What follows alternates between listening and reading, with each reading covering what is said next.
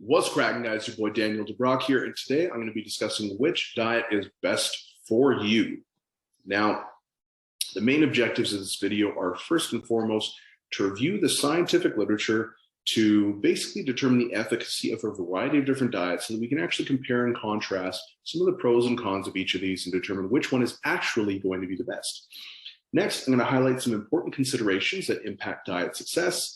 I'm also going to discuss the dietary impact on performance, muscle growth, and fat loss, because these are distinctly different goals that require distinctly different nutritional approaches, or may require different approaches. Next, I'm going to offer an alternative approach to dieting and basically offer a different perspective when it comes to tackling your nutrition and how we weigh and measure dietary efficacy and which one is going to be optimal and best and all that stuff. So let's look at the science. What does the science actually say about which diet is the best? Sorry, my nose is super itchy.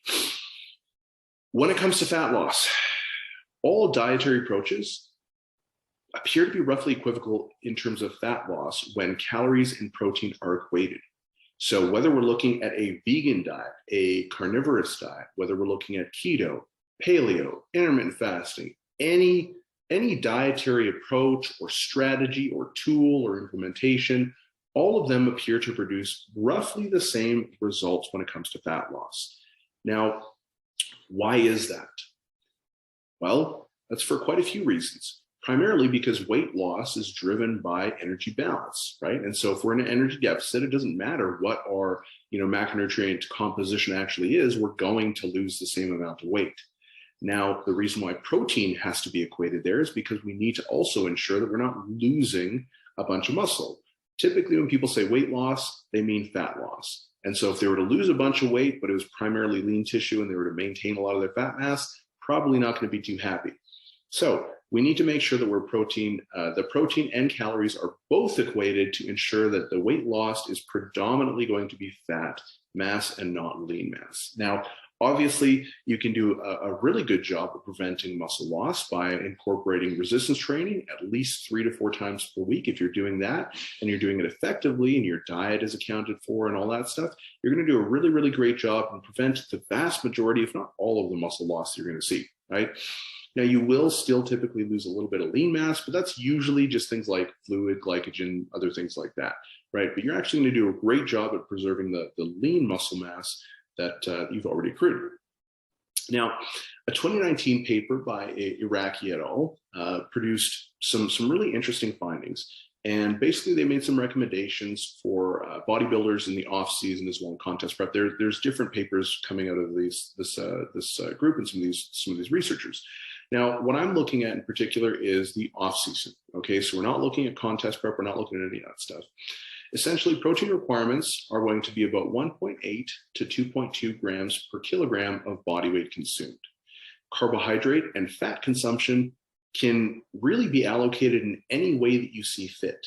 Now, it is important to note that fat does need to be consumed to a minimum, right? So we do have a minimum threshold of how much fat we actually need to consume on a daily basis to maintain our health and different things like that. So fat is really important for a variety of different bodily functions, different metabolic functions. So that is pretty important. But beyond that, there doesn't really appear to be any additional benefits from a performance standpoint, body composition standpoint, from a fat loss standpoint, to consuming higher levels of fat versus higher levels of carbohydrate. So there's quite a bit of flexibility there, and it's just really going to be based on personal preference. Now, that minimum threshold for fat is going to be roughly 0.5 to 1.5 grams per kilogram of body weight per day consumed. So again, there's a fairly wide range there, and that's really going to be up to you because we're specifically talking about fat loss. Now, when it comes to performance, there is going to be a fair bit of difference. Now, I know that I said the research paper that I was looking at well, there were two. One is in contest prep, and the other one is off-season bodybuilders. However, these recommendations are actually fantastic recommendations for performance-based athletes as well. So I'm still going to use these for both because it is fairly representative of what you would actually see in a performance-based athlete either way. So basically, these are some of the recommendations that they came up with. Now, for performance and body composition, there is a very clear benefit to biasing carbohydrates over fats. As I mentioned earlier, fats don't necessarily boost your performance once you've reached that minimum threshold, right? So once you've met your minimum requirements, there doesn't seem to be any additional benefit. However, with carbohydrates, there's a very clear benefit for performance, for recovery, and things like that. So we want to make sure that, generally speaking, we're biasing carbohydrates. Now, when we look at the recommendations, we can see that protein requirements are pretty much the same when it comes to fat loss. They're about 1.8 to 2.2 grams per kilogram of body weight consumed on a daily basis. Now, you want to be spacing your meals out, and through each meal, you want to have roughly 0.4 to 0.55 grams per pound per kilogram of body weight per meal. And roughly you want to be consuming 3 to 4 meals per day or more is fine.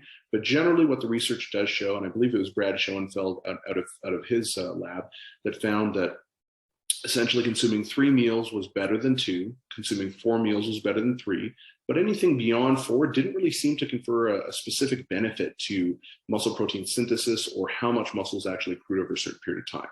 So what that indicates essentially is that there's quite a bit of flexibility there from individual to individual. Right now, let's look at, let's say, a 56 kilo powerlifting female. She's probably not going to eat 5 or 6 meals a day because she doesn't actually have the total caloric load that would really require that. She's going to have like one piece of lettuce basically with every meal, right? Because her calorie requirements are so much lower. Whereas if we look at, let's say, 130 or 140 kilogram powerlifting male, well, man, that individual is going to have a whole lot of calories to eat every day. So if he tries to pack that into just 2 or 3 meals, it's going to be really, really unfeasible for most people to actually get that much energy in. So spacing it out over more meals, maybe 5 or even 6 meals in some cases, from a practical standpoint, is actually probably going to be a whole lot more realistic for that individual. It's going to probably avoid a whole lot of GI distress because they're not going to feel as full and as bloated all the time. They're probably going to be able to adhere to their diet better because they're not going to be feeling like crap all the time. So again, having more meals may be beneficial, but it's not necessarily for some, scientific or physiological benefit. It's because of practical reasons that will affect the outcome long-term through adherence, enjoyment, things like that. Now, when we look at carbohydrate consumption, carbohydrates roughly is recommended about 3 to 7 grams per kilogram consumed per day. Now, again, this is a fairly big range. I tend to bias higher carbohydrates with my athletes as well as myself. That's my preference. And also, from a performance standpoint, it just makes sense to have a higher carbohydrate intake. Fat, again, we see the same basic fat recommendations as with fat loss because we're not necessarily looking to have super high fat because from a performance standpoint, it doesn't really seem to be a clear benefit for that or a clear rationale. So we're sticking with the same 0.5 to 1.5 grams per kilogram of body weight per day, and that's going to be a good enough place for us to end with that. Now, it is really important that we understand that flexibility must still exist even within a performance-based model. So what I mean by that is a lot of the times people talk about what's optimal. Everyone always wants to know what's optimal. What supplements should I be taking? What time should I be taking them? When should I time my meals? How close and all this stuff to, what the proximity is from my training and bedtime and all this stuff, right? And that's all great. However, what's more important is adherence. If adherence is not there, then it doesn't matter how good or effective or cool or scientific your program is. So adherence has to be the #1 priority of the diet. Everything comes after that.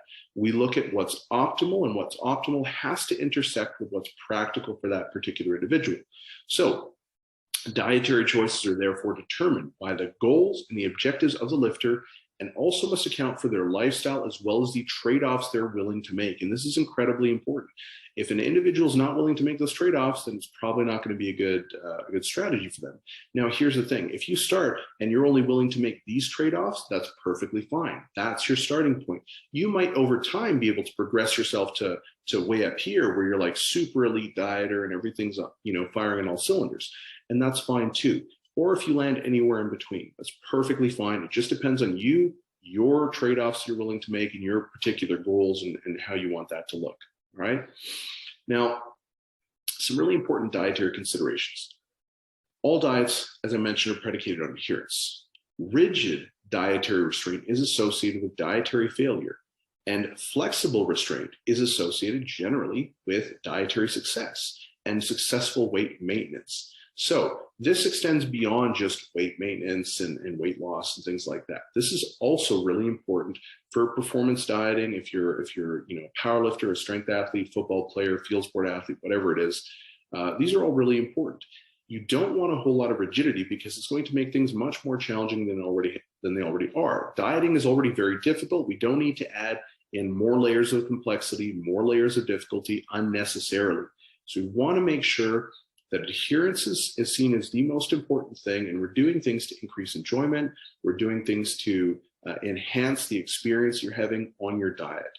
So again, flexibility and expressing flexible restraint is really important, but rigid restraint, probably not going to be the best thing, and you may run into some problems down the road. Now, some practical implications for less flexible diets like vegans, carnivore, keto, things like that. Basically, what does that mean with regards to these diets? Because they're pretty damn extreme. Keto, you can't really have any carbs. Carnivore, you're only eating meat. Vegan, there are absolutely no animal products. These are very, very extreme diets with very rigid constraints. So when we look at dietary success, again, we look at rigid restraint versus flexible restraint. How much flexibility do we have built in there versus how much rigidity is built into the diet?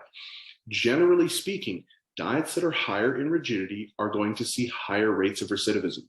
That is just pretty well understood among coaches. Now, I have seen research that has sort of contested that. However, in my opinion, when I actually look at the research designs and I look at how they're conducted, I'm really not convinced at all that these are reflective of free living scenarios and individuals you would actually see in the real world and their responses to these more extreme diets. So I still maintain the position that more rigid diets like this are probably going to have a higher rate of recidivism or failure or dropout than diets that are much more flexible, where the individual doesn't necessarily have to close such a significant gap in order to actually be able to adhere to their diet. And then over time, as their skill and ability and desire improves, we can increase the level of complexity and scale their diet up to their abilities. Okay, so that's my personal perspective on this. That's not necessarily the most scientific perspective. However, that is something that I will say wholeheartedly based off of my experience. I've coached hundreds and hundreds of athletes. I've talked to and discussed this with many, many very high-level coaches that I really look up to and I trust, and they seem to think something similar, so I'm very confident in saying that. But again, that's not like a peer-reviewed or anything like that perspective at this point. Now, sustainable results come when optimality meets practicality. I believe I said that earlier, and that's really, really important to understand, because what's optimal is what you can actually do effectively. And again, that can be scaled.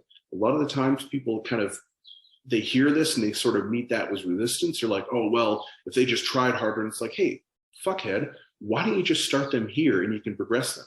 Like if you want to squat 1,000 pounds, you're not going to start off by squatting 1,000 pounds. So just start them where they are. Maybe that's 200 pounds. Maybe it's 135 pounds. Maybe it's 500 pounds. It really doesn't matter. Just start them where they are, and then over time, progress them in that way. Now, people will look at weight training and they see this and they understand it, and there's not a whole lot of resistance. But then for some reason, when it comes to diet, people look at this and they're like, you're just not trying hard enough. You need to push harder. And this really rigid kind of like mentality where it's like a Rocky thing. Like if you really wanted it, you just do it. And it's like, it's kind of ridiculous in my experience, because dieting is a skill, just like strength training is a skill. You can't necessarily rush someone. You have to just let the process unfold and allow them to be able to kind of pick up these skills and actions as they are able to. Okay.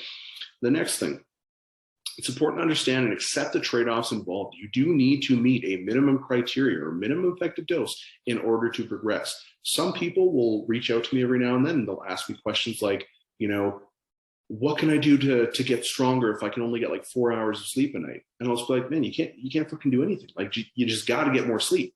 There's no ifs, ands, or buts about it. You have to get more sleep.